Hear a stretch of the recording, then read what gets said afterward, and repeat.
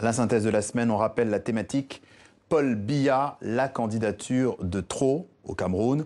Pour en parler, Fred Eboko est notre invité. Bonsoir.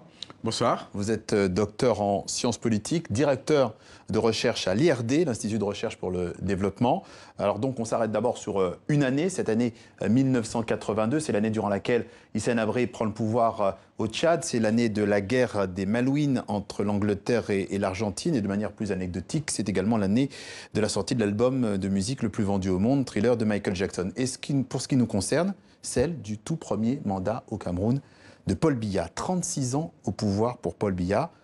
Écoutez ce qu'en dit César Colby. Cette nouvelle candidature de Paul Biya montre bien que l'Afrique n'est pas faite pour le régime présidentiel, mais plutôt pour la monarchie. 36 ans, c'est la moitié d'une vie, en tout cas selon certaines statistiques.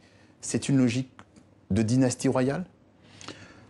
Il n'y a pas de lien entre la monarchie et ce qui se passe en Afrique de manière générale. Plusieurs pays africains ont connu des changements démocratiques, des alternances, et pas le Cameroun.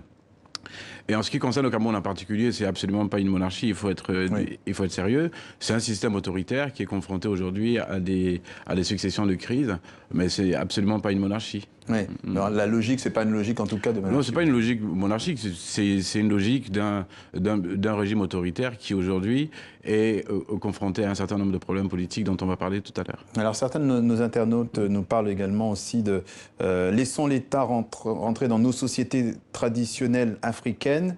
En parlant de chefferie, est-ce que finalement c'est maladroit comme certains d'autres leur répondent ? C'est un peu maladroit et c'est aussi impensif. Qu'il faut dépasser, quoi. On a beaucoup étudié ces questions-là, de l'anthropologie politique africaine, etc., les systèmes traditionnels qui avaient sans doute leurs vertus, mais les États africains ne sont pas des reproductions ou ne peuvent pas être des reproductions des systèmes traditionnels. Ça, c'est absolument hors de question et ça ne correspond absolument pas à la dynamique politique que connaissent les États africains contemporains. Alors, vu de loin aussi, on a souvent l'impression qu'il y a l'intervention de l'armée. Est-ce que le problème, c'est l'armée? En tout cas, en Côte d'Ivoire, on nous explique que si en Afrique, un dirigeant reste longtemps au pouvoir, c'est parce que les militaires sont corrompus.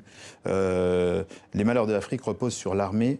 Dans chaque pays africain. Ça tient la route, ça? Pas vraiment, mais je peux comprendre qu'un internaute dit ça, mais les situations africaines sont extrêmement différentes d'un pays à l'autre.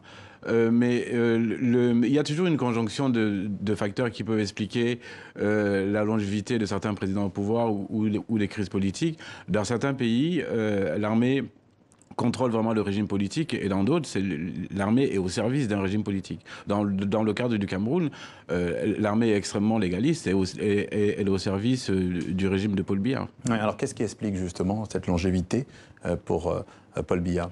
Alors en ce moment précis, je pense que ce qui explique d'abord sa candidature, c'est un moment assez paradoxal, en fait. Paul Biya, vous avez dit 36 ans au pouvoir, mais on peut aller plus loin.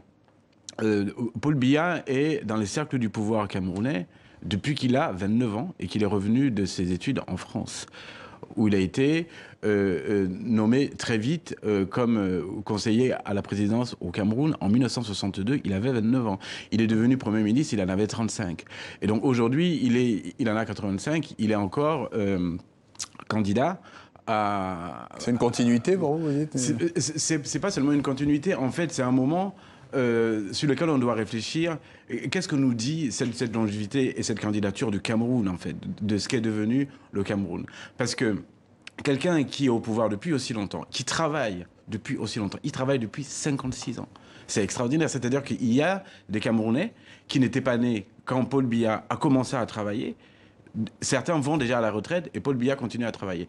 C'est aussi la manifestation aujourd'hui de plusieurs choses. Il y a déjà une succession de crises et une peur généralisée qui fragilise toute la société camerounaise. Il y a des gens qui soutiennent avec sincérité le président Biya et des gens à qui on peut demander mais qu'est-ce qui vous apporte concrètement? Mais c'est parce qu'ils ont peur du changement, ils ont peur de l'inconnu. C'est l'habitude? On s'habitue? On s'habitue finalement avec cette peur en se disant ça peut être pire demain. Donc c'est rassurant. La continuité est rassurante, c'est ça que vous nous dites. Pour certains partisans de Paul Biya parlent du meilleur risque, en fait. Ils ont conscience qu'une telle longévité n'est pas tout à fait normale, mais c'est une société qui vivrait un changement tout à fait extraordinaire en connaissant l'alternance que d'autres pays ont connue, mais qui est dans cette espèce de moment assez paradoxal. Moment paradoxal aussi parce que le Cameroun aujourd'hui est confronté à deux crises, celle de Boko Haram dans l'extrême nord et celle de la crise anglophone dans la région du nord-ouest et du sud-ouest. Dans cette configuration, la candidature du président Biya était absolument prévisible. Et je l'ai dit sur ce plateau en janvier. Parce que ça voudrait dire que c'est le garant d'une continuité, d'une stabilité ou c'est d'abord parce que dans son parti politique, dans le parti politique que le président Biya a créé, le Rassemblement démocratique du peuple camerounais, à l'heure actuelle, on a formé personne qui serait susceptible de prendre la place de Paul Biya. Ça ne veut absolument pas dire qu'il n'y a pas eu des personnalités qui avaient des velléités. Mais elles ont été, d'une manière ou d'une autre, elles ont été écartées. Donc aujourd'hui, on est dans un système où on se demande si, au fond, le président Biya lui-même n'est pas au cœur d'un système qui est un peu... qui est d'une complexité dont il faut juste dire deux mots. C'est-à-dire... Oui, allez-y. Il est au cœur d'un système où il y a sans doute un entourage qui l'encourage à rester parce qu'eux, ils en profitent. Donc il est aussi le garant de ce système, mais qui assure aussi la pérennité de son pouvoir. Richard Guetta nous expliquait dans un de nos internautes, nous disait qu'il devrait penser à sa succession, vous l'évoquiez à l'instant, mais qui sont finalement ces possibles successeurs de Paul Biya? Alors il avait répondu lui-même déjà à la question de l'organisation de sa succession, là je le cite, il avait dit que le Cameroun n'était pas sous un régime monarchique, donc qu'il n'avait pas à former un dauphin, que le Cameroun était une démocratie. Donc voilà, ça c'est sa réponse. Je pense que dans la situation actuelle, le fait qu'une série de personnalités, pour plusieurs raisons, dont quelques-unes sont sans doute inconnues, qui appartiennent à la relation que Paul Biya a eue avec certains de ses proches, le fait qu'il n'y ait pas, en fait, une dynamique à l'intérieur du RDPC, une dynamique visible pour imposer une alternance, est déjà en soi un problème. Mais de manière plus globale, au niveau du Cameroun, nous sommes en pleine année électorale, il y a d'autres candidats. Le fait que Paul Biya soit candidat ne lui garantit pas la victoire. Oui. Pourtant, vous expliquez quand même que c'était une candidature prévisible et qu'elle était peut-être aussi celle qui pouvait être la mieux placée pour répondre à cette situation, ces deux crises que vous évoquiez. C'est pas ça que j'ai dit exactement. C'est-à-dire que de son point de vue, il n'aurait pas été candidat aujourd'hui, dans cette situation de crise, ça aurait semblé paradoxal à ses partisans. Pas à moi. D'accord. Elle était prévisible pour une raison qui est une raison constitutionnelle. Le fait d'avoir modifié la Constitution, qui ne prescrivait que 2 mandats, le fait de l'avoir modifié en 2008 pouvait déjà laisser penser que le président Biya serait encore candidat, et c'est le cas. Alors effectivement, bon, la question à nous, elle est restée sur Paul Biya. On a cette intervention de Sana Rankejo So, qui fait référence à Barack Obama, qui, lui, était présent il y a quelques heures en Afrique du Sud, et il dit Barack Obama a parfaitement raison quand il dit que l'Afrique n'a pas besoin de l'homme fort, mais d'institutions fortes. Est-ce que ce n'est pas un peu ce qui se passe aussi au Cameroun? Si les institutions étaient peut-être plus fortes, elles généreraient peut-être d'autres personnes ou d'autres candidats comme...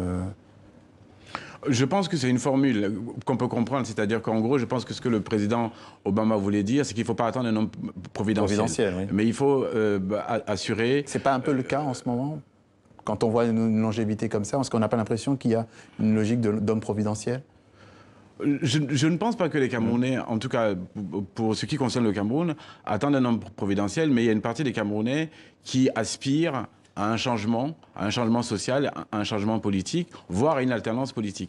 Mais de manière démocratique, c'est-à-dire que la préoccupation en cette année 2018, c'est que les élections puissent se passer dans un cadre transparent et équitable, de telle sorte que le meilleur gagne la prochaine présidentielle.